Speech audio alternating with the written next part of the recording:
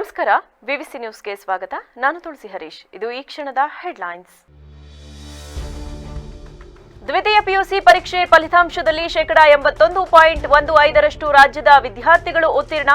ಈ ಬಾರಿಯೂ ಹೆಣ್ಣು ಮಕ್ಕಳೇ ಮೇಲುಗೈ. 7ನೇ ಸ್ಥಾನದಿಂದ 13ನೇ ಸ್ಥಾನಕ್ಕೆ ತಳ್ಳಲ್ಪಟ್ಟ ಹಾಸನ.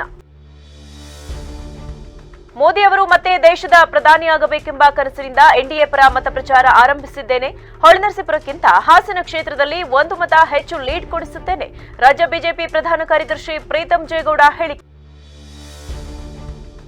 ಏಪ್ರಿಲ್ 18ರಂದು ಮುಖ್ಯಮಂತ್ರಿ ಸಿದ್ದರಾಮಯ್ಯ ಅವರಿಂದ ಜಿಲ್ಲೆಯಲ್ಲಿ ಪ್ರಚಾರ. ಲೋಕಸಭಾ ಕ್ಷೇತ್ರದ ವ್ಯಾಪ್ತಿಯಲ್ಲಿ ಅಭೂತಪೂರ್ವ ಬೆಂಬಲ. ಲೋಕಸಭಾ ಚುನಾವಣೆ ಕಾಂಗ್ರೆಸ್ ಅಭ್ಯರ್ಥಿ ಶ್ರೇಯಸ್ ಪಟೇಲ್ ವಿಶ್ವಾಸ.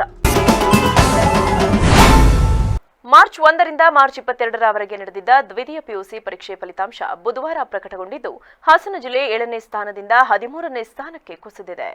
ಕರ್ನಾಟಕ ಶಾಲಾ ಪರೀಕ್ಷೆ ಮತ್ತು ಮೌಲ್ಯ ನಿರ್ಣಯ ಮಂಡಳಿ ಇಂದು ಬೆಳಗ್ಗೆ 10 ಗಂಟೆಗೆ ಸುದ್ದಿಗೋಷ್ಠಿ ನಡೆಸಿ ಫಲಿತಾಂಶ ಪ್ರಕಟಿಸಿದ್ದು, ಬಳಿಕ ಬೆಳಗ್ಗೆ 11 ಗಂಟೆಗೆ ಪದವಿ ಪೂರ್ವ ಶಿಕ್ಷಣ ಇಲಾಖೆಯ ಅಧಿಕೃತ ವೆಬ್ಸೈಟ್ನಲ್ಲಿ ಫಲಿತಾಂಶ ಪ್ರಕಟವಾಗಲಿದೆ. ಈ ಬಾರಿ ರಾಜ್ಯದಾದ್ಯಂತ ಸುಮಾರು 1124 ಕೇಂದ್ರಗಳಲ್ಲಿ ದ್ವಿತೀಯ ಪಿಯುಸಿ ವಿದ್ಯಾರ್ಥಿಗಳಿಗೆ ಪರೀಕ್ಷೆ ನಡೆದಿದ್ದು, ಸುಮಾರು 6.98 ಲಕ್ಷ ವಿದ್ಯಾರ್ಥಿಗಳು ಪರೀಕ್ಷೆಯಲ್ಲಿ ಭಾಗಿಯಾಗಿದ್ದರು. ದಕ್ಷಿಣ ಕನ್ನಡ ಜಿಲ್ಲೆ 97.37% ಪ್ರಥಮ ಸ್ಥಾನವನ್ನು ಪಡೆದುಕೊಂಡಿದೆ. 96.80% ಉಡುಪಿ ದ್ವಿತೀಯ ಸ್ಥಾನದಲ್ಲಿದ್ದರೆ, ಗದಗ ಜಿಲ್ಲೆ 72.86% ಕೊನೆಯ ಸ್ಥಾನದಲ್ಲಿದೆ. ದ್ವಿತೀಯ ಪಿಯುಸಿ ಫಲಿತಾಂಶದಲ್ಲಿ ಹಾಸನ ಜಿಲ್ಲೆ ಕಳೆದ ಬಾರಿ 7ನೇ ಸ್ಥಾನ ಪಡೆದಿತ್ತು. ಆದರೆ ಈ ಬಾರಿ 13ನೇ ಸ್ಥಾನಕ್ಕೆ ತೃಪ್ತಿ ಪಟ್ಟುಕೊಳ್ಳಬೇಕಾಗಿದೆ. ಈ ಬಾರಿ ಉತ್ತಮ ಫಲಿತಾಂಶದ ನಿರೀಕ್ಷೆಯಲ್ಲಿದ್ದ ಪದವಿ ಪೂರ್ವ ಶಿಕ್ಷಣ ಇಲಾಖೆ ಸಾಕಷ್ಟು ಪೂರ್ವ ಸಿದ್ಧತೆಗಳನ್ನು ಮಾಡಿಕೊಂಡಿತ್ತು. ಆದರೆ 2022ರಲ್ಲಿ 13ನೇ ಸ್ಥಾನ ಪಡೆದಿತ್ತು. ಮತ್ತೆ ಈ ಬಾರಿಯೂ ಕೂಡ 13ನೇ ಸ್ಥಾನಕ್ಕೆ ತಳ್ಳಲ್ಪಟ್ಟಿದೆ. ನಗರದ ಮಾಸ್ಟರ್ ಕಾಲೇಜಿನ 3 ವಿದ್ಯಾರ್ಥಿಗಳು ರಾಜ್ಯಕ್ಕೆ 5ನೇ ಸ್ಥಾನ ಮತ್ತು ಜಿಲ್ಲೆಗೆ ಪ್ರಥಮ ಸ್ಥಾನ ಪಡೆಯುವ ಮೂಲಕ ಉತ್ತಮ ಸಾಧನೆ ಮಾಡಿದ್ದಾರೆ. ಈ ಕಾಲೇಜಿನಲ್ಲಿ ಒಟ್ಟು 490 ವಿದ್ಯಾರ್ಥಿಗಳು ಪರೀಕ್ಷೆ ತೆಗೆದುಕೊಂಡಿದ್ದರು. ಅವರಲ್ಲಿ 396ಕ್ಕೂ ಹೆಚ್ಚು ವಿದ್ಯಾರ್ಥಿಗಳು ಅತ್ಯಂತ ಶ್ರೇಣಿಯಲ್ಲಿ ತೇರ್ಗಡೆಯಾಗಿದ್ದಾರೆ. ಇದರಲ್ಲಿ ಎಚ್ಪಿ ಸೂರ್ಯ, ಸಂಕಲ್ಪ್, ಎವೈ ಕುಸುಮತಿ, ಕೆಎನ್ ಸ್ನೇಹ ಎಂಬ ವಿದ್ಯಾರ್ಥಿಗಳು 592 ಅಂಕ ಪಡೆಯುವ ಮೂಲಕ ಜಿಲ್ಲೆಗೆ ಪ್ರಥಮ ಸ್ಥಾನ ಪಡೆದುಕೊಂಡಿದ್ದಾರೆ. ಅದೇ ರೀತಿ 591 ಅಂಕ ಪಡೆದಿರುವ ದಿವಾಂತ್ ಕಾರ್ಲೆ, ಶ್ರೇಯಸ್ ದ್ವಿತೀಯ ಸ್ಥಾನ ಪಡೆದುಕೊಂಡಿದ್ದಾರೆ. 590 ಅಂಕ ಪಡೆದಿರುವ ಹರ್ಷಿತಾ ಹೆಚ್ಸಿ, ನವ್ಯಶ್ರೀ, ನಿರೀಕ್ಷಾ ಎಸ್ ಗೌಡ ಅವರು ತೃತೀಯ ಸ್ಥಾನ ಪಡೆದುಕೊಂಡಿದ್ದಾರೆ. ಉತ್ತೀರ್ಣರಾದ ಎಲ್ಲಾ ವಿದ್ಯಾರ್ಥಿಗಳನ್ನ ಕಾಲೇಜಿನ ಆಡಳಿತ ಮಂಡಳಿ ಅಭಿನಂದಿಸಿದೆ. ಈಗ ನಮ್ಮ ಕಾಲೇಜಲ್ಲಿ ಈ ವರ್ಷ 2024ರ ದ್ವಿತೀಯ PUC ಫಲಿತಾಂಶ ಇವತ್ತು ಬಂದಿದೆ. ಆ ಫಲಿತಾಂಶದ ಖುಷಿಯಲ್ಲಿ ಇವತ್ತು ನಾವು ಎಲ್ಲರೂ ಇದ್ದೀವಿ. ಹಾಗೆ ನಾವು ಮಾತ್ರ ಅಲ್ಲ, ನಮ್ಮ ಕಾಲೇಜಿನ ಎಲ್ಲ ವಿದ್ಯಾರ್ಥಿಗಳು, ಹಾಗೆ ಎಲ್ಲ ಅವರ ಪೋಷಕ ವರ್ಗದವರು, ಹಾಗೆ ನಮ್ಮ ಕಾಲೇಜಿನ ಎಲ್ಲ ಸ್ಟಾಫ್ ಸಮೇತ ಈ ಖುಷಿಯಲ್ಲಿ ಭಾಗಿಯಾಗಿದ್ದೀವಿ. ಈ ಖುಷಿಯಲ್ಲಿ ನಮ್ಮ ಜೊತೆಗೆ ನೀವೆಲ್ಲ ಭಾಗಿಯಾಗಿರೋದಕ್ಕೆ ನಮಗೆ ಖುಷಿ ತಂದಿದೆ. ನಮ್ಮ ಕಾಲೇಜಿನಲ್ಲಿ ಪ್ರತಿ ಬಾರಿಯಂತೆ ರಿಸಲ್ಟಲ್ಲಿ ಪ್ರತಿ ವರ್ಷ ಅಂದರೆ ನಮ್ದು ಈಗಾಗಲೇ 2012ಇಂದ ಇಲ್ಲಿವರೆಗೂ ಏನೆಲ್ಲ ಡಿಸ್ಟ್ರಿಕ್ಟ್ ಫಸ್ಟ್ ಅಂತ ಉಳಿಸ್ಕೊಂಡು ಬಂದಿದ್ವಿ, ಅದು ಈ ವರ್ಷವೂ ಅದೇ ಥರ ನಮ್ಮ ಡಿಸ್ಟ್ರಿಕ್ಕಲ್ಲಿ ಅಂದರೆ ನಮ್ಮ ಜಿಲ್ಲೆಯಲ್ಲಿ ವಿಜ್ಞಾನ ವಿಭಾಗದಲ್ಲಿ 3 ಜನ ಪ್ರಥಮ ಸ್ಥಾನವನ್ನು ಗಳಿಸ್ಕೊಂಡಿದ್ದಾರೆ. 3 ಜನಕ್ಕೆ ಅಂದರೆ 592 ಹೈಯೆಸ್ಟ್ ಬಂದಿದೆ ಡಿಸ್ಟ್ರಿಕ್ಕಲ್ಲಿ. ಆ 592 ತೆಗೆದಂತಹ 3 ವಿದ್ಯಾರ್ಥಿಗಳು ನಮ್ಮ ಕಾಲೇಜಿನಲ್ಲಿದ್ದಾರೆ. ಅದು ಮೊದಲನೇ ಸ್ಥಾನದಲ್ಲಿ 3 ವಿದ್ಯಾರ್ಥಿಗಳಾದರೆ, ನಮ್ಮಲ್ಲಿ ಭಾಳ ಸಂತೋಷದ ವಿಷಯ ಏನಪ್ಪ ಅಂದರೆ, ನಾವು 2012ಅಲ್ಲಿ ಸ್ಟಾರ್ಟ್ ಮಾಡಿದ್ವಿ. 2014ನಲ್ಲಿ ಪ್ರಥಮ ರಿಸಲ್ಟ್ ಬಂದಿರುತ್ತದೆ. ಅವಾಗಿಂದಲೂ ನಾವು ಇಲ್ಲಿವರೆಗೂ ಜಿಲ್ಲೆಯಲ್ಲಿ ಪ್ರತಿ ರಿಸಲ್ಟಲ್ಲಿನೂ PU ಬೋರ್ಡ್ ಥಿಯರಿ ವಿಭಾಗ ಆಗ್ಬೋದು, CET ವಿಭಾಗ ಆಗ್ಬೋದು, ನೀಟ್ ವಿಭಾಗ ಆಗ್ಬೋದು, ಆಮೇಲೆ JW ವಿಭಾಗ ಆಗ್ಬೋದು, ಪ್ರತಿ ಹಂತದಲ್ಲಿನೂ ನಾವು ನಮ್ಮ ವಿದ್ಯಾರ್ಥಿಗಳು ಮೊದಲನೇ ಸ್ಥಾನ ಉಳಿಸ್ಕೊಂಡು ಬಂದಿದ್ದಕ್ಕೆ ನಮ್ಮ ವಿದ್ಯಾರ್ಥಿಗಳಿಗೆ ಮತ್ತು ಪೋಷಕರಿಗೆ ನಾನು ನಮ್ಮ ಸಂಸ್ಥೆ ವತಿಯಿಂದ ತುಂಬ ಹೃದಯದ ಕೃತಜ್ಞತೆಗಳನ್ನು ಹೇಳ್ತೀನಿ. ಹಾಗೂ ಈ ವರ್ಷದ ರಿಸಲ್ಟ್ ಹೇಳಿದಾದರೆ, ನಮ್ಮಲ್ಲಿ ಒಟ್ಟು ಎಕ್ಸಾಮ್ಗೆ ಕೂತ ಸ್ಟೂಡೆಂಟ್ಸು 488 ಹುಡುಗರು ಕೂತಿದ್ದರು. ಅದರಲ್ಲಿ 396 ಜನ ಹುಡುಗರು ಡಿಸ್ಟಿಂಕ್ಷನಲ್ಲಿ ಪಾಸಾಗಿದ್ದಾರೆ. ಮತ್ತು ಫಸ್ಟ್ ಕ್ಲಾಸಲ್ಲಿ 39, ಸೆಕೆಂಡ್ ಕ್ಲಾಸಲ್ಲಿ 3 ಜನ ಪಾಸಾಗಿದ್ದಾರೆ. ಹಾಗೂ ಸಬ್ಜೆಕ್ಟ್ ವೈಸ್ ನಮ್ಮಲ್ಲಿ 100 ಮಾರ್ಕ್ಸ್ದು ತೆಗೆದವರು ತುಂಬ ಜನ ಸ್ಟೂಡೆಂಟ್ಸ್ ಇದ್ದಾರೆ. ಅದು ಹೀಗಿರುತ್ತೆ ಹೇಳ್ತೀನಿ. ಕನ್ನಡದಲ್ಲಿ 1, ಫಿಸಿಕ್ಸಲ್ಲಿ 1, ಕೆಮಿಸ್ಟ್ರಿ 19, ಮ್ಯಾಥಮೆಟಿಕ್ಸ್ 72 ಸ್ಟೂಡೆಂಟ್ಸ್ಗೆ 100 ಬಂದಿರುತ್ತದೆ. ಬಯೋ 47. ನಮ್ಮ ಮಕ್ಕಳು ನಿಜವಾಗೂ ಪ್ರೂವ್ ಮಾಡಿದ್ದಾರೆ. ಹಾರ್ಡ್ ವರ್ಕ್ ಮಾಡೋರಿಗೆ ಯಾವತ್ತಿದ್ರೂ ಫಲಿತಾಂಶ ಚೆನ್ನಾಗಿ ಬಂದೇ ಬರುತ್ತೆ ಅನ್ನೋದನ್ನ ಪ್ರೂವ್ ಮಾಡಿದ್ದಾರೆ.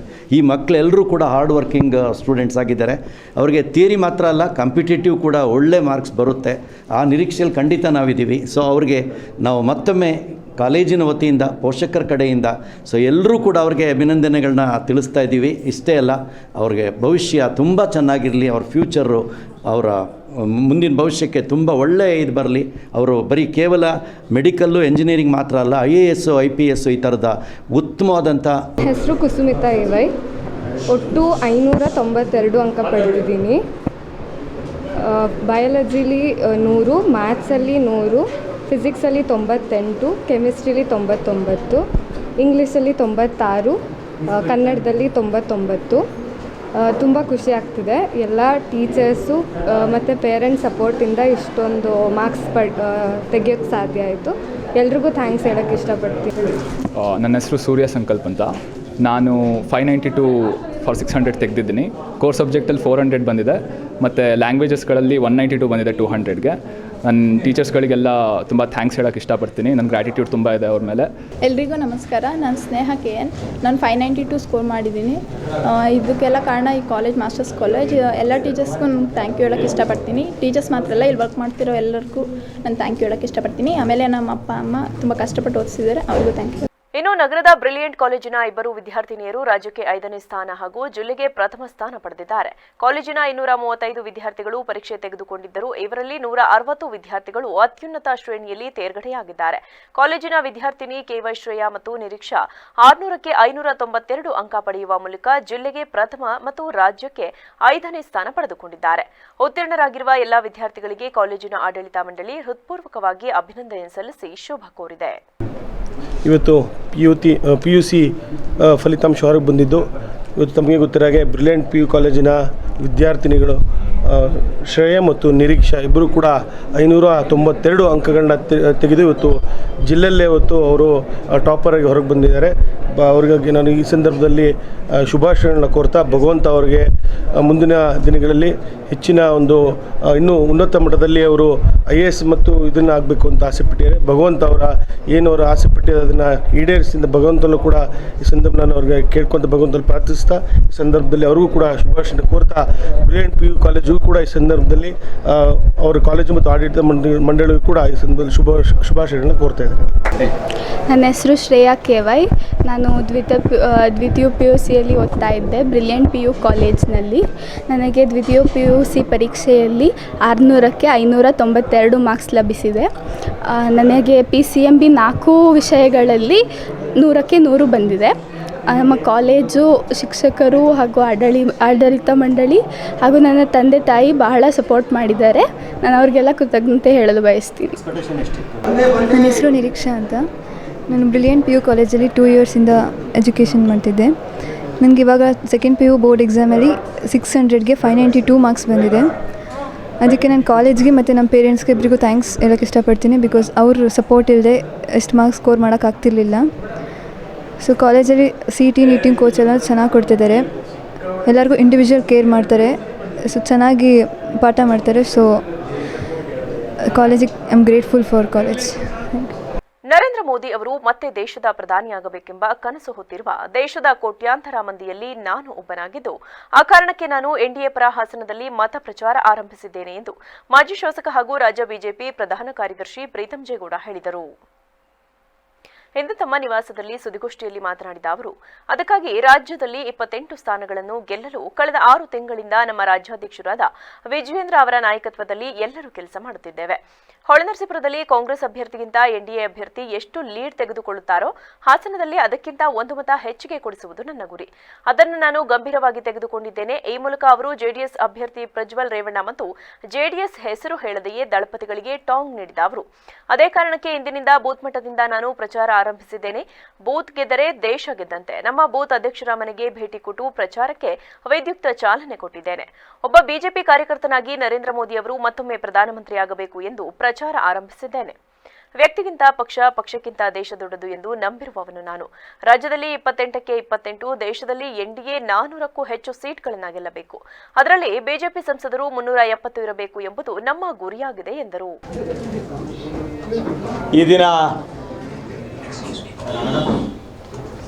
ಒಬ್ಬ ಭಾರತೀಯ ಜನತಾ ಪಾರ್ಟಿಯ ಕಾರ್ಯಕರ್ತನಾಗಿ ಸನ್ಮಾನ್ಯ ನರೇಂದ್ರ ಮೋದಿಯವರು ಮತ್ತೊಮ್ಮೆ ಪ್ರಧಾನಿ ಆಗಬೇಕು ಅನ್ನೋ ಕನಸು ಕಟ್ಕೊಂಡಿರೋಂಥ ಕೋಟ್ಯಾಂತರ ಭಾರತೀಯರು ಭಾರತೀಯ ಜನತಾ ಪಾರ್ಟಿಯ ಕಾರ್ಯಕರ್ತರು ಸೇರಿದಂತೆ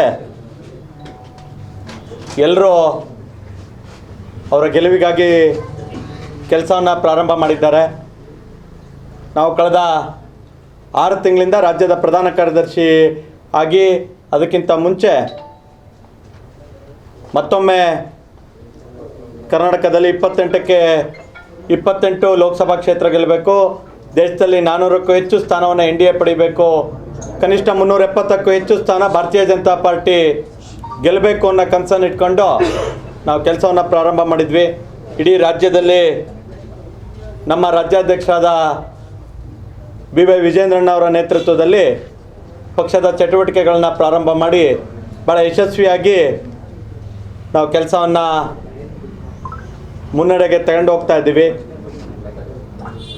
ನಮ್ಮ ಹಿರಿಯರು ನಮಗೆ ಒಂದು ಮಾರ್ಗದರ್ಶನವನ್ನು ಕೊಟ್ಟಿದ್ದಾರೆ. ಇಡೀ ಕ್ಷೇತ್ರ, ಇಡೀ ರಾಜ್ಯ, ಇಡೀ ದೇಶದ ಜವಾಬ್ದಾರಿ ತೆಗೆದುಕೊಳ್ಳೋಂಥ ಯಾರೂ ದೊಡ್ಡ ನಾಯಕರಿಲ್ಲ. ಬೂತ್ ಗೆದ್ದರೆ ದೇಶ ಗೆದ್ವಿ ಅಂತೇಳಿ ಹೇಳಿ. ನಂದು ಬೂತ್ ನಂಬರ್ 89. ನಮ್ಮ ಬೂತ್ ಅಧ್ಯಕ್ಷ ದರ್ಶನ್ ಅವರು ಇಲ್ಲೇ ಇದ್ದಾರೆ. ಅವರ ಮನೆಗೆ ಭೇಟಿ ಕೊಟ್ಟು ಅವರನ್ನು ವಿದ್ಯುಕ್ತವಾಗಿ ಈ ಚುನಾವಣೆಗೆ ಚಾಲನೆ ಕೊಡೋದ್ರ ಮುಖೇನ ನಾವು ಭಾರತೀಯ ಜನತಾ ಪಾರ್ಟಿ ಇಡೀ ಪ್ರಪಂಚಕ್ಕೆ ಬಲಿಷ್ಠವಾದ ಮತ್ತು ಅತ್ಯಂತ ದೊಡ್ಡ ರಾಜಕೀಯ ಪಕ್ಷ. ಇದರಲ್ಲಿ ವ್ಯಕ್ತಿಗಿಂತ ಪಕ್ಷ ದೊಡ್ಡದು, ಪಕ್ಷಕ್ಕಿಂತ ದೇಶ ದೊಡ್ಡದು ಅಂತೇಳಿ ಹೇಳಿ ನಮ್ಮ ತಳಮಟ್ಟದ ಕಾರ್ಯಕರ್ತರಿಂದ ಹಿಡಿದು ನಮ್ಮ ನರೇಂದ್ರ ಮೋದಿಜಿಯವರು ಸಹ ಇದನ್ನೇ ಉಲ್ಲೇಖ ಮಾಡ್ತಾರೆ. ನಾನು 2221 ಬೂತ್ ಬರುತ್ತೆ ಹಾಸನ ಲೋಕಸಭಾ ಕ್ಷೇತ್ರಕ್ಕೆ. ಇವತ್ತು ಒಬ್ಬ ರಾಜ್ಯದ ಪ್ರಧಾನ ಕಾರ್ಯದರ್ಶಿಯಾಗಿ ನನ್ನ ಲೋಕಸಭಾ ಕ್ಷೇತ್ರ ವ್ಯಾಪ್ತಿಗೆ ಬೂತ್ ಕಾರ್ಯಕ್ಕೆ ಚಾಲನೆಯನ್ನು ಕೊಟ್ಟಿದ್ದೀನಿ. ನಾಳೆ ನಮ್ಮ ಹಾಸನದ ಜಿಲ್ಲಾಧ್ಯಕ್ಷರಿಗೆ ನಾನು ಮನವಿಯನ್ನು ಮಾಡಿದ್ದೀನಿ. ನಮ್ಮ ಶಾಸಕರಾದ ಸಿಮೆಂಟ್ ಮಂಜು ಅವ್ರಿಗೂ ಕೂಡ ಮನವಿಯನ್ನು ಮಾಡಿದ್ದೀನಿ. ಇಬ್ಬರು ಕೂಡ ನಾಳೆ ಆಲೂರಲ್ಲಿ ಬೂತ್ಗೆ ಅವರ ಮನೆಯಲ್ಲಿ ಬರೋವಂಥ ಬೂತು ಅವ್ರು ಎಲ್ಲಿ ಓಟ್ ಹಾಕ್ತಾರೆ, ಮತದಾನ ಮಾಡ್ತಾರೆ, ಬೂತಿಗೆ ಚಾಲನೆಯನ್ನು ಕೊಟ್ಟು ಪ್ರತಿಯೊಬ್ಬರು ಕೂಡ ಅವ್ರ ಬೂತ್ನಲ್ಲಿ ಕೆಲಸ ಮಾಡೋ ಅಂಥದ್ದಕ್ಕೆ ನಾವು ಸೂಚನೆಯನ್ನು ಕೊಟ್ಟಿದ್ದೀನಿ. ನಮ್ಮ ಜಿಲ್ಲಾ ಇನ್ಚಾರ್ಜ್ ಪ್ರಧಾನ ಕಾರ್ಯದರ್ಶಿ ವೇಣುಗೋಪಾಲ್ ಅವರಿದ್ದಾರೆ. ನಮ್ಮ ನಗರ ಮಂಡಲದ ಅಧ್ಯಕ್ಷರಾದ ಮಂಜಣ್ಣ ಅವರು ನಮ್ಮ ಜೊತೆ ಇದ್ದಾರೆ. ನನ್ನ ಬೂತ್ನ ಎಲ್ಲ ಪ್ರಮುಖ ಸುದ್ದಿಗೋಷ್ಠಿಯಲ್ಲಿ ಜಿಲ್ಲಾ ಬಿಜೆಪಿ ಪ್ರಧಾನ ಕಾರ್ಯದರ್ಶಿ ವೇಣುಗೋಪಾಲ್, ನಗರಾಧ್ಯಕ್ಷ ಮಂಜು, ಮುಖಂಡರಾದ ಪ್ರದೀಪ್ ಮೊದಲಾದವರಿದ್ದರು. ಇದೇ ತಿಂಗಳ 18ರಂದು ಮುಖ್ಯಮಂತ್ರಿ ಸಿದ್ದರಾಮಯ್ಯ ಅವರು ಇಡೀ ದಿನ ಜಿಲ್ಲೆಯಲ್ಲಿ ಪ್ರಚಾರ ಮಾಡಲಿದ್ದಾರೆ ಎಂದು ಲೋಕಸಭಾ ಚುನಾವಣೆ ಕಾಂಗ್ರೆಸ್ ಅಭ್ಯರ್ಥಿ ಶ್ರೇಯಸ್ ಪಟೇಲ್ ಹೇಳಿದರು. ಜಿಲ್ಲಾ ವಕೀಲರ ಸಂಘದಲ್ಲಿಂದು ಮತಯಾಚನೆ ಮಾಡಿ ಮಾತನಾಡಿದ ಅವರು, ವಕೀಲರನ್ನ ಭೇಟಿ ಮಾಡಿ ಮತಯಾಚನೆ ಮಾಡಿದ್ದೇನೆ. ಹೋದ ಕಡೆಯಲ್ಲೆಲ್ಲ ಅಭೂತಪೂರ್ವ ಬೆಂಬಲ ವ್ಯಕ್ತವಾಗುತ್ತಿದೆ. ಕಾಂಗ್ರೆಸ್ ಕಾರ್ಯಕರ್ತರು, ಮುಖಂಡರು ಎಲ್ಲೆಡೆ ಕೆಲಸ ಮಾಡುತ್ತಿದ್ದಾರೆ. ಈ ಬಾರಿ ಬದಲಾವಣೆ ತನ್ನಿ ಎಂದು ಎಲ್ಲರಲ್ಲಿ ಮನವಿ ಮಾಡಿದ್ದೇನೆ. ಒಮ್ಮೆ ನನಗೆ ಅವಕಾಶ ಕೊಡಿ ಎಂದು ಕೇಳಿಕೊಳ್ಳುತ್ತಿದ್ದೇನೆ. ನಮ್ಮ ಜಿಲ್ಲೆಯಲ್ಲಿ ಕಾಂಗ್ರೆಸ್ ಬಲಿಷ್ಠವಾಗಿದೆ. ನಾವು ಗೆಲ್ತೀವಿ. ಏಪ್ರಿಲ್ 15ರಂದು ಮುಖ್ಯಮಂತ್ರಿ ಸಿದ್ದರಾಮಯ್ಯ ಅವರು ಕಡೂರಿಗೆ ಬರ್ತಾರೆ. ಹಾಗೆಯೇ ಏಪ್ರಿಲ್ 18ರಂದು ಸಿಎಂ, ಡಿಸಿಎಂ ಅವರು ಚನ್ನರಾಯಪಟ್ಟಣದಿಂದ ನನ್ನ ಪರವಾಗಿ ಪ್ರಚಾರ ಆರಂಭಿಸಲಿದ್ದಾರೆ. ನಂತರ ಹೊಳೆನರಸೀಪುರ, ಅರಕಲಗೂಡು, ಸಕಲೇಶಪುರ, ಬೇಲೂರು, ಅರಸೀಕೆರೆ ಸೇರಿದಂತೆ ಎಲ್ಲ 7 ವಿಧಾನಸಭಾ ಕ್ಷೇತ್ರಗಳಲ್ಲಿ ಪ್ರಚಾರ ಮಾಡುವರು. ಒಂದೊಂದೆಡೆ ರೋಡ್ ಶೋ ಇದ್ದರೆ ಮತ್ತೊಂದೆಡೆ ಬಹಿರಂಗ ಸಭೆ ಇರಲಿದೆ. ಒಂದೇ ದಿನದಲ್ಲಿ 7 ವಿಧಾನಸಭಾ ಕ್ಷೇತ್ರಗಳಲ್ಲಿ ಸಂಚಾರ ಮಾಡಲಿದ್ದಾರೆ. ನಮ್ಮ ನಾಯಕರು ಜಿಲ್ಲೆಯಲ್ಲಿ ಒಂದು ದಿನ ಚುನಾವಣೆ ಪ್ರಚಾರಕ್ಕೆ ಬಂದರೆ ಸಾಕು. ಇದಕ್ಕಿಂತ ಮುಂಚೆ 16 ಬಾರಿ ಬಂದಿದ್ದಾರೆ ಎಂದ ಅವರು, 18ನೇ ತಾರೀಕು ಬರ್ತಾರೆ. ಅದು ಟೂರ್ ಪ್ರೋಗ್ರಾಮ್ ನಿಮಗೆಲ್ಲ ಶೇರ್ ಮಾಡ್ತೀನಿ. ಎಲ್ಲ 7 ಕ್ಷೇತ್ರಗಳಲ್ಲಿ ಇದೆ. 15ಕ್ಕೆ ಕಡೂರಿಗೆ ಬರ್ತಾರೆ ಸಂಜೆ 4:15ಗೆ. 18ನೇ ತಾರೀಕು ಮೊದಲನೇದಾಗಿ ಮುಖ್ಯಮಂತ್ರಿಗಳು ಮೊದಲನೇದಾಗಿ ಚನ್ನರಾಯಪಟ್ಟಣ, ಹೊಳೆನರಸೀಪುರ, ಅರಕಲಗೂಡು, ಅದೇ ರೀತಿ ಕೊನೆಯದಾಗಿ ಅರಸೀಕೆರೆ, ಎಲ್ಲ ಬೇಲೂರು, ಸಕಲೇಶಪುರ ಎಲ್ಲ ಒಳಗೊಂಡಂತೆ ಒಂದೊಂದು ಕಡೆ ರೋಡ್ ಶೋ ಇದೆ, ಒಂದೊಂದು ಕಡೆ ಪ್ರಚಾರ ಸಭೆ ಇದೆ. ಭಾಗಶಃ ಒಂದು ದಿನದಲ್ಲಿ 7 ಕ್ಷೇತ್ರಗಳನ್ನ ಮುಗಿಸ್ತಾರೆ. ಅದು ಯಾಕಂದರೆ ಸೆಕೆಂಡ್ ಫೇಸ್ಗೆ ಅವರು ಚುನಾವಣೆ ಪ್ರಚಾರಕ್ಕೆ ಹೋಗ್ಬೇಕಲ್ಲ, 2ನೇ ಹಂತದ ಚುನಾವಣೆಗೆ. ಹಾಗೆ ಸಾಕು, ನಮ್ಗೆ ಒಂದಿನ ಬಂದರೆ ಸಾಕು. ಇದಕ್ಕಿಂತ ಮುಂಚೆ 10 ಹಲವಾರು ಬಾರಿ ಬಂದಿದ್ದಾರಲ್ಲ. ನಾನು ಜಿಲ್ಲಾ ಜನಗಳಲ್ಲಿ ಹಲವು ಬಾರಿ ನಾನು ಮಾಧ್ಯಮ ಮುಖಾಂತರ ವಿನಂತಿದ್ದೀನಿ, ಬೇಡಿದ್ದೀನಿ. ಈ ಬಾರಿನೂ ನಾನು ಅದೇ ಕೇಳ್ಕೊಳ್ಳೋದು, ಒಂದು ಬದಲಾವಣೆಯನ್ನು ನಮ್ಮ ಜಿಲ್ಲೆಯಲ್ಲಿ ತಗೊಬನ್ನಿ. ಹೊಸಬ್ರಿಗೆ ಅವಕಾಶ ಮಾಡಿಕೊಡಿ. ಯಾರು ಕೆಲಸ ಮಾಡಬೇಕು, ಜನ ಜೊತೆ ಬೆರಿಬೇಕು ಅಂತ ಹಂಬಲಿಸ್ತಾರೆ, ಕೆಲಸ ಮಾಡುವಂಥ ಇಚ್ಛಾಶಕ್ತಿ ಯಾರಿಗಿದೆ ಅವ್ರಿಗೆ ಅವಕಾಶ ಮಾಡಿಕೊಡಿ ಅಂತ ಕೇಳ್ತಾ ಇದ್ದೀನಿ. ಹಾಗಾಗಿ ಕಾಂಗ್ರೆಸ್ ಪಕ್ಷಕ್ಕೆ ಮತ ನೀಡಿ. 5 ಗ್ಯಾರಂಟಿಗಳು ಬಡವ್ರ ಪರ, ದೀನದಲಿತರು, ಹಿಂದುಳಿದ ವರ್ಗ ಪರ ನಮ್ಮ ಸರ್ಕಾರ ಕೊಟ್ಟಿದೆ. ಮಾನ್ಯ ಮುಖ್ಯಮಂತ್ರಿಗಳು, ಉಪಮುಖ್ಯಮಂತ್ರಿಗಳ ಒಂದು ನೇತೃತ್ವದಲ್ಲಿ ಅದನ್ನು ಅರಿತು ಮತ್ತೆ ಒಂದು ಬದಲಾವಣೆ ತಗೊಬನ್ನಿ. ನಾನು ಕಳೆದ ಚುನಾವಣೆಯಲ್ಲಿ ಬಾರಿ ಸೋತಿದ್ದೆ, ಅತಿ ಹತ್ತಿರಕ್ಕೆ ಬಂದು. ಈಗ ಮತ್ತೆ ನನಗೆ ಹೈಕಮಾಂಡ್ ಅವಕಾಶ ಮಾಡಿಕೊಟ್ಟಿದ್ದಾರೆ. ಒಂದು ಬದಲಾವಣೆ ತನ್ನಿ. ಈಗ ನಾನು ಯಾವುದೋ ಒಂದು ಅಧಿಕಾರದ ಆಸೆಗೋಸ್ಕರ 5 ವರ್ಷಕ್ಕೊಂದ್ಸಲಿ ಕೆಲಸ ಮಾಡೋಂಥವ್ರಲ್ಲ. ನಾನು ಪ್ರಾಮಾಣಿಕವಾಗಿ 5 ವರ್ಷ ಈ ಸಲ ಅವಕಾಶ ಮಾಡಿಕೊಳ್ಳಿ, 5 ವರ್ಷ ಮನೆ ಮಗನಾಗಿ ಕೆಲಸ ಮಾಡ್ತೀನಿ. ಅದು ನಾನು ಇವತ್ತೇನು ಹೇಳ್ತೀನಿ ಆ ಮಾತಿಗೆ ನಾನು ಬದ್ಧನಾಗಿರ್ತೀನಿ. ನಮ್ಮ ಜಿಲ್ಲೆಯಲ್ಲಿ ಏನು ಕಾಂಗ್ರೆಸ್ ಬಲಿಷ್ಠವಾಗಿದೆ, ನಾವು ಕಾಂಗ್ರೆಸ್ ಗೆಲ್ತೀವಿ. ಕೆಲ ಬಿಜೆಪಿ ಕಾರ್ಯಕರ್ತರು ತಮ್ಮನ್ನ ಭೇಟಿ ಮಾಡಿರುವ ಬಗ್ಗೆ ಪ್ರತಿಕ್ರಿಯಿಸಿ, ಪ್ರತಿ ತಿಂಗಳು ಅಮಾವಾಸ್ಯೆ ಪೂಜೆಗೆ ದೊಡ್ಡಗದವಳ್ಳಿ ದೇವಸ್ಥಾನಕ್ಕೆ ಹೋಗ್ತೀನಿ. ಪಕ್ಷಾತೀತವಾಗಿ 2-3 ಸಾವಿರ ಜನ ಅಲ್ಲಿದ್ದರು. ಅವತ್ತು ಬೆಳಗ್ಗೆ ಹೋದಾಗ ಕಾಕತಾಳೀಯ ಎಂಬಂತೆ ಅವರು ಬಂದರು. ನಾನು ಸಹಾಯ ಮಾಡಿ ಎಂದು ಮತಯಾಚಿಸಿದೆ. ಅವರು ನಗುತ್ತಲೇ ಹೋದರು. ಹಾಗೆಯೇ ಗುಂಪಿನಲ್ಲಿದ್ದಾಗ ಒಂದು ಫೋಟೋ ತೆಗೆದುಕೊಂಡರು. ಅದು ಬಿಟ್ಟರೆ ನಾನು ಹೋಗಿದ್ದು, ಅವರು ಅಲ್ಲಿ ಇದ್ದದ್ದು 100% ಕೋ ಇನ್ಸಿಡೆನ್ಸ್. ನಾನೇ ಬಿಜೆಪಿಯ ಯಾರನ್ನೂ ಭೇಟಿ ಮಾಡಿಲ್ಲ, ಅದೆಲ್ಲ ಸುಳ್ಳು. ನಾನು ಕಾಂಗ್ರೆಸ್ ಪಕ್ಷದವರನ್ನ ಭೇಟಿ ಮಾಡಿದ್ದೀನಿ. ಸುಮ್ಮನೆ ವೈಯಕ್ತಿಕವಾಗಿ ಯಾರ ಮೇಲೂ ಮಾತನಾಡಬಾರದು, ಆ ರೀತಿ ಏನೂ ಇಲ್ಲ ಎಂದು ಸ್ಪಷ್ಟಪಡಿಸಿದರು. ಇಲ್ಲ, ಅದು ನೀವು ಮೊನ್ನೆ ಇದರಲ್ಲೂ ಕೇಳಿದ್ರಿ. ಏನಾಗಿದೆ ಅಂದರೆ ಅವತ್ತು ನಾನು ವರ್ಷ ತಿಂಗಳು ಪೂಜೆಗೆ ಹೋಗ್ತೀನಿ, ಯಾವುದು ದೊಡ್ಡಗದ್ವಳ್ಳಿಲಿ ಅಮಾವಾಸ್ಯೆ ಪೂಜೆಗೆ. ಅದೇ ರೀತಿ ಅವತ್ತು ಬೆಳಗಿನ ಜಾವ ನಾನು ಹೋದೆ. ಅದು ಕೋಇನ್ಸಿಡೆನ್ಸು, ಅವರು ಅಲ್ಲಿಗೆ ಬಂದರು. ಅಂದರೆ ಪಕ್ಷ ಅಂತಲೇ ಎಲ್ಲ ಪಕ್ಷದಿಂದ ಸಿಕ್ಕಾಪಟ್ಟೆ ಜನ, 2-3 ಸಾವಿರ ಜನ ಇದ್ದರು. ಅಲ್ಲಿ ನಾನು ಸಹಾಯ ಮಾಡಿ ಅಂತ ಮಾತಾಡಿಸಿದೆ. ಅವರು ನಕ್ಕೊಂಡು ಹೋದರು. ಅದರಲ್ಲಿ ಗುಂಪಲ್ಲಿ ಇದೇ ರೀತಿ ಎಲ್ಲ ಗುಂಪಲ್ಲಿದ್ದಾಗ ಒಂದು ಫೋಟೋ ತೊಗೊಂಡ್ರು. ಅದು ಬಿಟ್ಟರೆ ಅದು ನಾನು ಅಲ್ಲಿ ಹೋಗಿದ್ದು, ಅವರಲ್ಲಿ ಇದ್ದಿದ್ದು ಅದು ಕೋಇನ್ಸಿಡೆನ್ಸ್, 100% ಕೋಇನ್ಸಿಡೆನ್ಸು. ಇಲ್ಲ, ಅವೆಲ್ಲ ಸುಳ್ಳು. ನಮ್ಮದು ಕಾಂಗ್ರೆಸ್ ಪಕ್ಷ, ನಾವು ಕಾಂಗ್ರೆಸ್ ಅವ್ರ ಜೊತೆ ಭೇಟಿ ಮಾಡ್ತೀವಿ. ಅದೆಲ್ಲ ಸುಳ್ಳು. ಸುಮ್ಮನೆ ಯಾರ ಮೇಲೂ ನಾವು ವೈಯಕ್ತಿಕವಾಗಿ ಏನೂ ಮಾತಾಡಬಾರ್ದು, ಆ ರೀತಿ ಎಲ್ಲ ಇಲ್ಲ. ಸ್ಥಳೀಯ ಶಾಸಕ ಎಚ್.ಪಿ. ಸ್ವರೂಪ್ ಪ್ರಕಾಶ್ ಅವರು ಇಂದು ತಮ್ಮ ಹುಟ್ಟುಹಬ್ಬ ಆಚರಿಸಿಕೊಂಡರು. ಬೆಳಗ್ಗೆ ನಗರದ ಶ್ರೀ ಆದಿಚುಂಚನಗಿರಿ ಮಠಕ್ಕೆ ತೆರಳಿ ಗಣಪತಿ ದೇವಾಲಯದಲ್ಲಿ ವಿಶೇಷ ಪೂಜೆ ಸಲ್ಲಿಸಿ ಶ್ರೀ ಶಂಭುನಾಥ ಸ್ವಾಮೀಜಿಯವರ ಆಶೀರ್ವಾದ ಪಡೆದ ಸ್ವರೂಪ್ ಅವರು ನಂತರ ದೊಡ್ಡಪುರದ ರಾಮೇಶ್ವರ ದೇವಾಲಯ ಸೇರಿದಂತೆ ವಿವಿಧ ದೇವಾಲಯಗಳಿಗೆ ತೆರಳಿ ಪೂಜೆ ಸಲ್ಲಿಸಿದರು. ಇದೇ ವೇಳೆ ಸ್ವರೂಪ್ ಅವರ ಪ್ರಕಾಶಮಾನ ನಿವಾಸದ ಬಳಿಗೆ ತೆರಳಿದ ನೂರಾರು ಮಂದಿ ಅಭಿಮಾನಿಗಳು, ಜೆಡಿಎಸ್ ಪಕ್ಷದ ಮುಖಂಡರು ಹಾಗೂ ಕಾರ್ಯಕರ್ತರು ತರಹಾವರಿ ಕೇಕ್ ಕತ್ತರಿಸಿ ಶುಭಾಶಯ ಕೋರಿದರು. ಇವತ್ತು ನನ್ನ ಹುಟ್ಟುಹಬ್ಬದ ದಿನ. ಎಲ್ಲ ನನ್ನ ಸ್ನೇಹಿತರು, ಆತ್ಮೀಯರು, ನಮ್ಮ ಕುಟುಂಬದ ಹಿತೈಷಿಗಳು, ನಮ್ಮ ತಂದೆಯ ಸ್ನೇಹಿತರು ಎಲ್ಲರೂ ಕೂಡ ಇವತ್ತು ಒಂದು ಆಶೀರ್ವಾದ ಮಾಡಲಿಕ್ಕೆ ಎಲ್ಲರೂ ಕೂಡ ಬಂದು ಕೇಕ್ ಕಟ್ ಮಾಡಿಸಿ ಭಾಳ ಪ್ರೀತಿ ವಿಶ್ವಾಸ ನನಗೆ ತೋರಿಸಿದ್ದಾರೆ. ಇವತ್ತು ಶಾಸಕನಾಗಲಿಗೂ ಕೂಡ ನಮ್ಮ ತಂದೆಯ ಸ್ನೇಹಿತರು, ಹಿತೈಷಿಗಳು, ನಮ್ಮ ಕುಟುಂಬಕ್ಕೆ ಹಿತೈಷಿಗಳು, ಅವರಿಂದ ಒಂದು ಕಾರಣದಿಂದ ಇವತ್ತು ನಾನು ಶಾಸಕನಾಗಿದ್ದೀನಿ. ಈ ಸಂದರ್ಭದಲ್ಲಿ ನಾನು ನಮ್ಮ ಹಾಸನ ಜನತೆ ಮತ್ತು ನಮ್ಮ ಕುಟುಂಬಕ್ಕೆ ಮತ್ತು ನನಗೆ ವೈಯಕ್ತಿಕವಾಗಿ ಮತ್ತು ಪರೋಕ್ಷವಾಗಿ ಸಹಕರಿಸಿದ ಎಲ್ಲರೂ ಕೂಡ ನಾನು ಈ ಸಂದರ್ಭದಲ್ಲಿ ಕೃತಜ್ಞತೆಗಳನ್ನ ಸಲ್ಲಿಸ್ತಾ ಸದಾಕಾಲ ನಾನು ಅವ್ರ ಜೊತೆ ಅವರ ಕಷ್ಟ ಸುಖಗಳಿಗೆ ಭಾಗಿಯಾಗ್ತೀನಿ ಅಂತ ಈ ಸಂದರ್ಭದಲ್ಲಿ ಹೇಳಕ್ಕೆ ಇಷ್ಟಪಡ್ತೀನಿ. ಭಾಳ ಸಂತೋಷದ ದಿನ ಅಂತ ಕೂಡ ಹೇಳಿದೆ. ಇತ್ತೀಚೆಗೆ ಕಾಂಗ್ರೆಸ್ ಮುಖಂಡ ಮುರಳಿ ಮೋಹನ್ ಹಾಗೂ ಬ್ಲಾಕ್ ಕಾಂಗ್ರೆಸ್ ಅಧ್ಯಕ್ಷ ಬೈರಮುಡಿ ಚಂದ್ರು ಅವರ ಸಮ್ಮುಖದಲ್ಲಿ ಕಾಂಗ್ರೆಸ್ ಪಕ್ಷಕ್ಕೆ ಸೇರ್ಪಡೆಯಾದವರು ನಮ್ಮ ಬಹುಜನ ಸಮಾಜ ಪಕ್ಷದ ಕಾರ್ಯಕರ್ತರಲ್ಲ ಎಂದು ಹಾಸನ ಜಿಲ್ಲಾ ಬಹುಜನ ಸಮಾಜ ಪಕ್ಷದ ಜಿಲ್ಲಾ ಅಧ್ಯಕ್ಷ ಹರೀಶ್ ಹತ್ನಿ ಸ್ಪಷ್ಟಪಡಿಸಿದ್ದಾರೆ. ಸಕಲೇಶಪುರದಲ್ಲಿಂದು ಪತ್ರಿಕಾಗೋಷ್ಠಿಯಲ್ಲಿ ಮಾತನಾಡಿದ ಅವರು, ಬಹುಜನ ಚಳವಳಿ ಹಾಗೂ ಭೀಮಕೋರೆಂಗ ವಿಜಯೋತ್ಸವ ಸಮಿತಿಯ ಹೆಸರು ಹೇಳಿಕೊಂಡು ಕಾಂಗ್ರೆಸ್ ಪಕ್ಷಕ್ಕೆ ಕೆಲವು ಜನ ಸೇರ್ಪಡೆಯಾದವರು ಬಹುಜನ ಸಮಾಜ ಪಕ್ಷದ ಕಾರ್ಯಕರ್ತರಲ್ಲ. ಬಹುಜನ ಚಳವಳಿಯ ದಿಕ್ಕು ತಪ್ಪಿಸುವುದರ ಜೊತೆಗೆ ಭೀಮಕೋರೆಂಗ ವಿಜಯೋತ್ಸವ ಸಮಿತಿಯನ್ನ ತಮ್ಮ ಸ್ವಾರ್ಥಕ್ಕೆ ಬಳಸಿಕೊಂಡಿರುವುದು ಖಂಡನೀಯ. ಇಂತಹವರ ಬಗ್ಗೆ ಬಹುಜನರು ಜಾಗೃತರಾಗಬೇಕು. ಲೋಕಸಭಾ ಚುನಾವಣೆಯ ಹಾಸನ ಜಿಲ್ಲಾ ಬಿಎಸ್ಪಿ ಪಕ್ಷದ ಅಭ್ಯರ್ಥಿಯಾಗಿ ಸ್ಪರ್ಧೆ ಮಾಡಿರುವ ಗಂಗಾಧರ್ ಬಹುಜನ್ ಅವರ ಪರವಾಗಿ ಮತ ಚಲಾಯಿಸುವಂತೆ ಸಕಲೇಶಪುರ ಕ್ಷೇತ್ರದ ಮತದಾರರಲ್ಲಿ ಮನವಿ ಮಾಡುವುದಾಗಿ ತಿಳಿಸಿದ ಅವರು, ಬಿಎಸ್ಪಿ ಪಕ್ಷವು ಸಂವಿಧಾನವನ್ನ ಸಮರ್ಪಕವಾಗಿ ಜಾರಿಗೊಳಿಸುವುದೇ ಪ್ರಣಾಳಿಕೆಯನ್ನ ಹೊಂದಿದ್ದು, ಮತದಾರರಿಗೆ ಯಾವುದೇ ಆಸೆ ಆಮಿಷಗಳನ್ನು ನೀಡದೆ ಒಂದು ಓಟು ಒಂದು ನೋಟು ಎಂಬ ಸಿದ್ಧಾಂತದ ಅಡಿಯಲ್ಲಿ ಪ್ರಾಮಾಣಿಕವಾಗಿ ಚುನಾವಣೆಯನ್ನ ಎದುರಿಸಲು ನಮ್ಮ ಕಾರ್ಯಕರ್ತರು ಸನ್ನದ್ಧರಿದ್ದಾರೆ ಎಂದರು.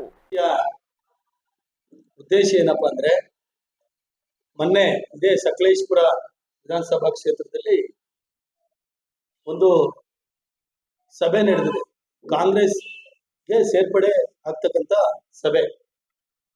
ಆ ಸಭೆಯಲ್ಲಿ ಏನಪ್ಪ ನಡೆದಿದೆ ಅಂದ್ರೆ, ಅಲ್ಲಿ ಕಾಂಗ್ರೆಸ್ ಪಕ್ಷಕ್ಕೆ ಸೇರಿಸ್ಕೊಳ್ತಕ್ಕಂಥವ್ರು ಮತ್ತೆ ಕಾಂಗ್ರೆಸ್ ಪಕ್ಷಕ್ಕೆ ಸೇರ್ತಕ್ಕಂಥವ್ರು ಆ ಸಭೆಯಲ್ಲಿ ಮಾತನಾಡಿರ್ತಕ್ಕಂಥದ್ದು ಏನು ಅಂದ್ರೆ, ನಾನು 20 ವರ್ಷಗಳಿಂದ ಈ ಚಳವಳಿಯಲ್ಲಿ ಕೆಲಸ ಮಾಡಿ ಆನೆ ಗುರುತಿಗೆ ಓಟ್ ಹಾಕಿ ಈಗ ನನ್ನ ನ ಬದಲಾವಣೆ ಮಾಡ್ತಾ ಇದ್ದೀನಿ.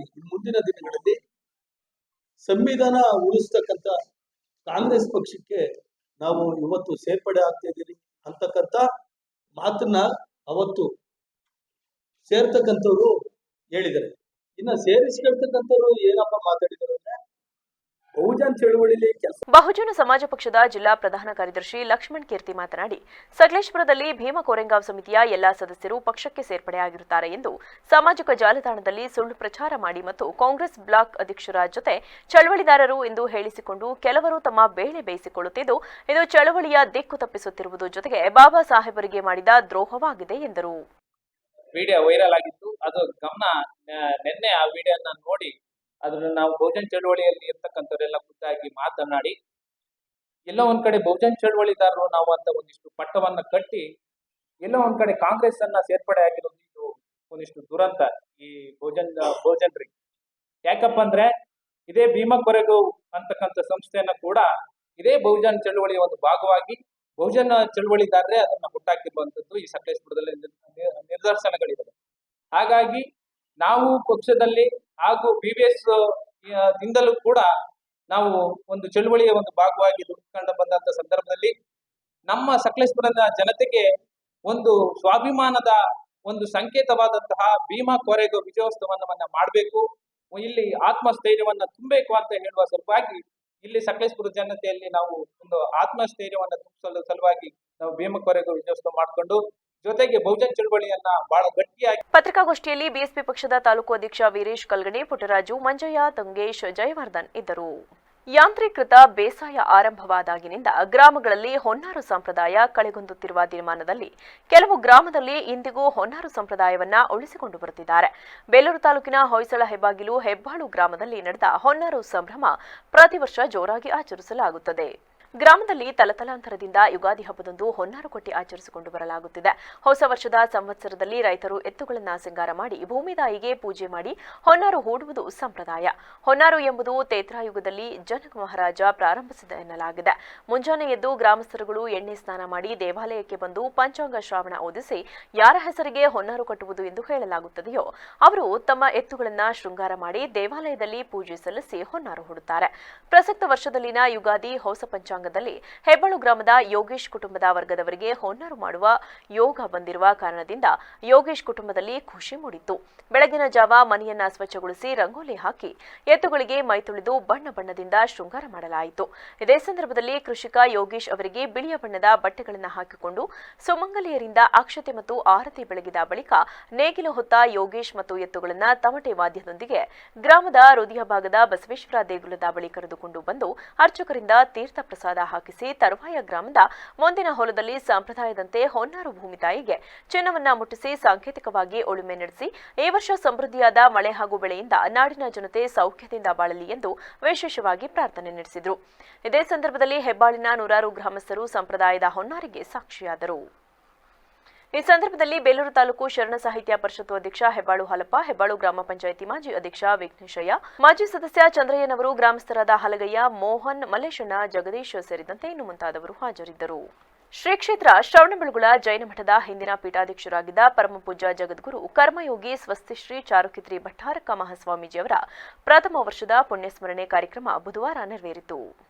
ಸ್ವಸ್ತಿಶ್ರೀ ಅಭಿನವ ಚಾರುಕೀರ್ತಿ ಭಟ್ಟಾರಕ ಪಂಡಿತಾಚಾರ್ಯವಯ್ಯ ಮಹಾಸ್ವಾಮೀಜಿಯವರ ನೇತೃತ್ವದಲ್ಲಿ ಚಂದ್ರಗಿರಿ ತಪ್ಪಲಿನಲ್ಲಿರುವ ಶ್ರೀಗಳ ನಿಷೇಧ ಸ್ಥಳದಲ್ಲಿ ಪೂಜಾ ವಿಧಿವಿಧಾನಗಳು ನೆರವೇರಿದವು. ಸ್ವಾಮೀಜಿಯವರ ಪಾದುಕೆಗಳನ್ನು ಪ್ರತಿಷ್ಠಾಪಿಸಿ ಪಂಚಾಮೃತ ಅಭಿಷೇಕ, ಅಷ್ಟವಿಧಾರ್ಚನೆ ಪೂಜೆ, ಜಯಮಾಲ, ಮಹಾಮಂಗಳಾರತಿ ಹಾಗೂ ಪುಷ್ಪಾರ್ಚನೆ ನೆರವೇರಿಸಲಾಯಿತು. ಕಂಬದಹಳ್ಳಿ ಜೈನ ಮಠದ ಸ್ವಸ್ತಿಶ್ರೀ ಭಾನುಕೀರ್ತಿ ಭಟ್ಟಾರಕ ಸ್ವಾಮೀಜಿ ಸಾನ್ನಿಧ್ಯ ವಹಿಸಿದ್ದರು. ಪೂಜಾ ವಿಧಿವಿಧಾನಗಳನ್ನು ನಂದಕುಮಾರ್ ಶಾಸ್ತ್ರಿ, ಜನೀಶ್ ಕುಮಾರ್ ಶಾಸ್ತ್ರಿ ನಡೆಸಿಕೊಟ್ಟರು.